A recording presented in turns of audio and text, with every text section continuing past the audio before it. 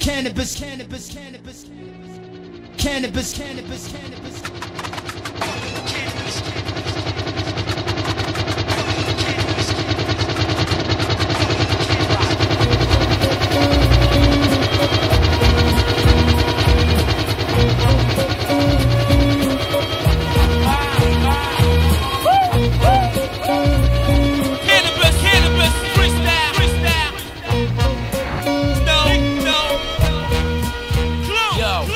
Frequencies dogs will have trouble hearing. Cannabis is the lyrical version of German engineering. Raw metaphors keep you high for months. Fly around the... Okay, hey there, and welcome everybody to the International Medical Marijuana Day. Yes.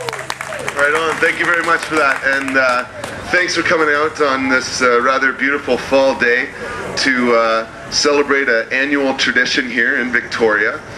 Something that we, in some ways, hope to spread around the world, but just to give you a little bit of history, it's called International Medical Marijuana Day because this event actually started in the United States, in Washington, D.C.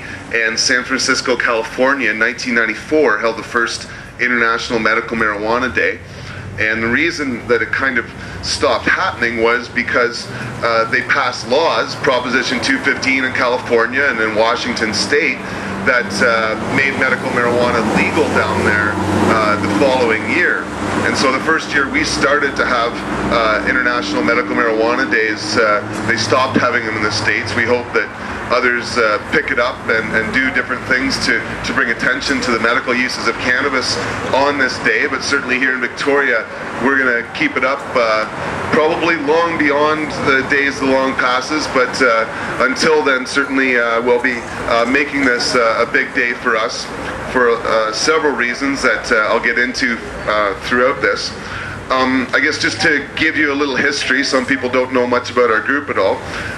The International Hempology 101 Society has been active here in Victoria for over 13 years, educating the public about cannabis and prohibition in all sorts of different ways. If you want to come up and grab one of our newsletters, it's got all sorts of stuff about what we do. It's got a calendar of events, different annual things like this. I teach a free non-credit lecture series at the University of Victoria. We film it live on the internet and it's on YouTube as well, so you can watch the classes later on. There's a whole host of different things that Hempology 101 does, including in February, the date's been changed now. If you look at our calendars, the convention, the 10th Annual Cannabis Convention has been changed from February 8th to February 15th. And that's out of our hands, really. But I have some excellent news that just came to me this week. I think late Wednesday I found out that for the 10th Annual Cannabis Convention, we are actually going to have a Victoria police officer coming to our convention. Not to arrest us, but to speak on our behalf, to speak on behalf of law enforcement against prohibition, or LEAP is what they're called.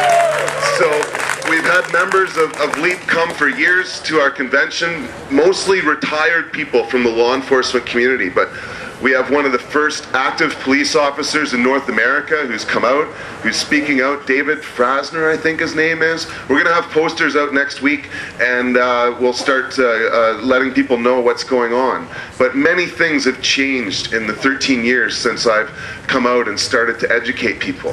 And in some ways it even started with the first one 13 years ago, because I came to Hempology 101 actually in Vancouver. It wasn't something I started. I thought it was a great idea. Let's go to Victoria, make it grow. And so the first Medical Marijuana Day, I started to meet this whole group of sick people.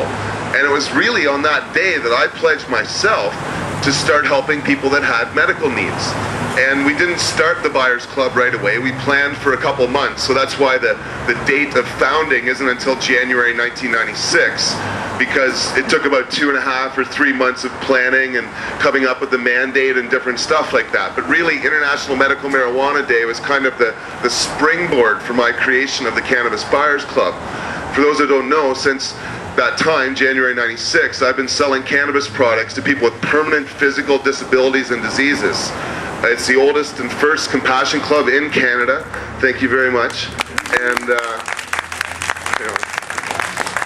and it's something that we're very proud of. We've been through quite a bit in all of our years. I started my club with in a van with a pager and a pamphlet, basically, and then had an apartment for a few years, and then I've had a store now for 7.5 years.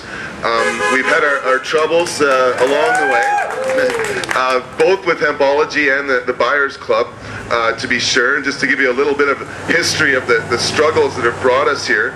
I guess the first time I was arrested was at the University of Victoria. My 8-year anniversary of that was last week. I was charged and convicted of trafficking for sharing joints with some students at the university. So I wasn't allowed there on campus for a few years. Luckily, it stuck it out. We now have the largest student club at the University of Victoria. It's very active. We have huge meetings every week up there. We're very proud of it. It's quite the place. And on the other hand, 1 week after being arrested at the university, I was arrested, I guess it was 8 years ago today, for trying to give out 420 pot cookies. And it's something that it started, I guess, almost 10 years ago, 1999. I successfully gave away 101 cookies. The media was there, the police were there. It was quite the scene. And I didn't get arrested, so that's why I thought I could show up at 420 next year. But the police really wanted them, so I was arrested, and 37 went missing in evidence, and I know that for a fact because I worked hard for 3 days to get 420 cookies. I counted it over and over to make sure I had exactly that number, so I couldn't have missed by 37. They definitely ate them that day. Then I got a store after that. Actually, it was funny. I got my store on Johnson Street while I was on bail for those other charges, and then got arrested a couple times at the Buyers Club. We actually went through 4 police raids there, just about made us go bankrupt.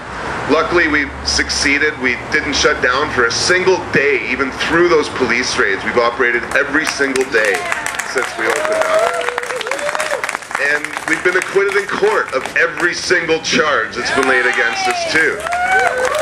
So we've had great success at the Buyers Club, and in the last year, we've pretty much dug ourselves out of $75,000 debt in just 1 year. We just about went bankrupt, but yeah, we've had some real great successes there, and we now I have a picture of them here, 26 food and skin products that we sell to the members of our club as alternatives to smoking cannabis, and we're really proud of giving people really inexpensive, high-quality medicine. That's something we've really focused on with our food and skin products, and it's been an incredible experience. And so that's a little bit of the history of today. I guess I forgot to mention that since 2002, the City of Victoria, oh my God, I didn't even bring it today. I'm such a space cadet. It's almost something I've become used to having, but we have a proclamation that the City of Victoria has given to our society since 2002. I'll probably have it dug up by the end of the rally here. And we're very proud of that as well. But before we tell you about our future, because we have an amazing future ahead of us, I brought my friend Jason Wilcox, one of the foremost activists, medical marijuana activists in Canada, really, who has license from Health Canada. And I'm going to have him come up here now and talk a little bit about what's going on in the kind of legal foreground with that. So thanks again for sticking your neck out here with us, buddy. Thanks, Ed. Good afternoon, everybody. I wish I could come before you today and say that here in Canada, having a federal license, which is what I have, would somehow, I'm facing this moral dilemma basically because I've been licensed for 4 years. I've been a legal cultivator for 4 years, and for 6 years prior to that I was an illegal cultivator. So I know kind of both sides of the fence. I think the moral dilemma comes down to the fact that we only have 2,432 people licensed in Canada as of February 2008. So with such a few number of people licensed, to me, I had to look at it, and it's like $25 million, 8 years of taxpayers' dollars, and we're sitting here today with 2,400 people licensed. These are Canadian civilians. We're Health Canada.